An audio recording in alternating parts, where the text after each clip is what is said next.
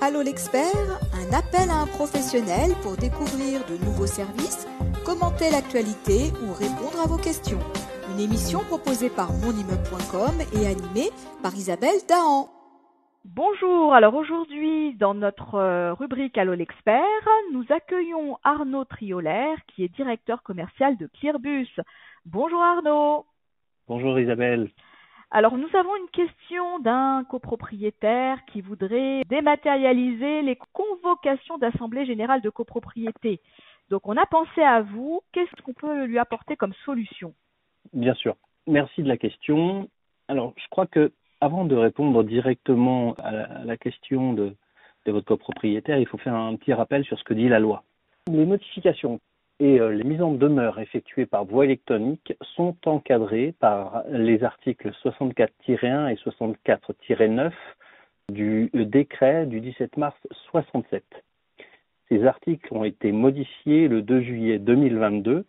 Et qu'est-ce que dit ce décret? Il dit que l'envoi d'une convocation à une assemblée générale des copropriétaires par voie électronique peut être effectué soit par lettre recommandée électronique, soit au moyen d'un procédé électronique mis en œuvre par l'intermédiaire d'un prestataire de services de confiance qualifié et garantissant l'intégrité des données transportées.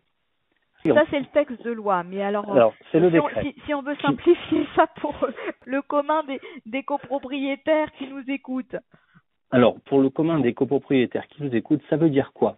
Ça veut dire que la première chose à faire, c'est de choisir un prestataire de confiance qualifié parce que c'est une condition sine qua non à la validité des envois qui sont faits. Donc, le conseil qu'on peut donner à votre copropriétaire pour ces convocations, c'est d'abord de choisir un bon prestataire. Et ce prestataire doit être qualifié, et c'est ce que dit donc le décret du 2 juillet 2020. Alors, c'est la première chose. Il y a une certification, une qualification particulière qui doit attirer son œil d'expert? Absolument. Cette qualification particulière, elle est sur le portail de l'ANSSI, qui est l'Agence nationale des systèmes de sécurité de l'information, et il y trouvera les références à Clearbus. Nous sommes qualifiés pour notre horodatage et notre service de lettres recommandées électroniques. Une fois qu'on a le bon prestataire, quelle est la solution qui va lui être proposée? Alors, la solution qui va lui être proposée, en fait, elle découle de l'allègement du décret du 2 juillet 2020. Cette convocation, elle doit garantir la sécurité juridique de l'envoi. Donc, il doit y avoir un horodatage légal et un dépôt qualifié. L'allègement de la procédure qui découle du décret facilite l'envoi et la réception par le destinataire. Le destinataire, il va uniquement avoir à faire une identification simple pour relever le courrier. Donc ça facilite grandement les choses par rapport à la lettre recommandée électronique où le destinataire devait montrer patte blanche et fournir un justificatif d'identité. Dans le cadre du décret du 2 juillet, il n'a plus à faire ça. D'accord. Alors, est-ce que c'est une simplification aussi pour le gestionnaire de copropriété? Est-ce que c'est une simplification pour le gestionnaire de copropriété? Oui, puisque lors des envois de convocation, le volume de courrier à envoyer va considérablement baisser, puisque le gestionnaire n'aura plus qu'à envoyer uniquement, et contre donc l'accord du copropriétaire, il pourra envoyer uniquement la convocation. Les documents annexes pourront être stockés et utilisables depuis l'intranet du syndic. D'accord, ça c'est une bonne chose, parce que ça fait économiser des frais d'envoi. Alors, ça fait économiser surtout du papier. Surtout économiser exactement. du papier. Les notifications ne sont plus anonymes. Alors, les notifications, c'est-à-dire les avis de passage électroniques, ne sont plus anonymes. Donc, c'est rassurant pour le copropriétaire de savoir qui lui envoie la convocation. La raison sociale de l'expéditeur sera indiquée sur l'avis de passage, ainsi que l'objet de l'envoi qui apparaîtra sur l'avis de passage. Donc, ça, ce sont des éléments facilitateurs qui vont, fluidifier les convocations aux assemblées générales de syndic.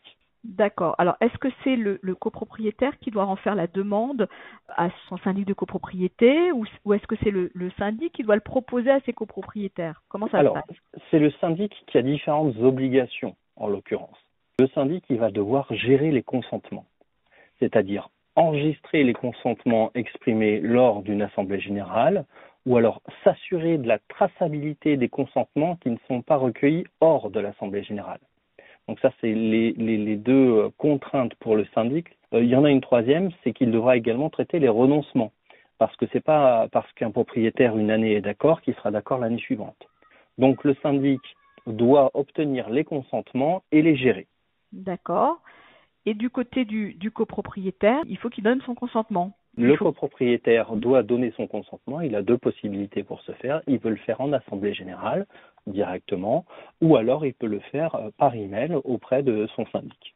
Donc est-ce qu'aujourd'hui toutes les copropriétés peuvent potentiellement utiliser ce service?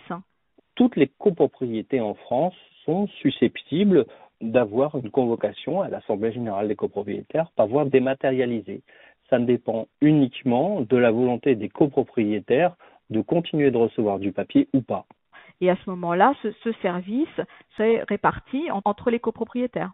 Les coûts sont mutualisés entre les différents copropriétaires. Si vous avez par exemple 50% des copropriétaires qui font une demande de convocation dématérialisée, le coût global de l'impression sur le forfait du syndic va normalement baisser, ou alors le syndic va augmenter ses marges. Normalement, on devrait quand même réaliser des économies au niveau de la copropriété, c'est ça l'idée. Oui, c'est ça l'idée. C'est la dématérialisation doit engendrer des gains de productivité et des baisses de coûts pour les copropriétaires. Et puis c'est bon pour la planète. C'est mieux pour la planète, l'empreinte carbone diminue et le fait d'utiliser moins de papier fait qu'on va couper moins d'arbres et donc polluer moins les océans avec la javel qui est utilisée pour la confection du papier. Bon, ça sera le mot de la fin et en tout cas, on vous remercie pour toutes ces précisions et on incite fortement les copropriétaires à vous contacter pour mettre en place cette dématérialisation de leur convocation. Grand plaisir, Isabelle, je vous remercie. Oui, n'hésitez pas à venir sur notre site internet www.clearbus.fr et nous serons ravis de répondre à toutes vos questions en direct si vous nous en faites la demande. La demande. Voilà. On n'y manquera pas. Merci Arnaud, au revoir, à bientôt. À bientôt Isabelle. Au revoir.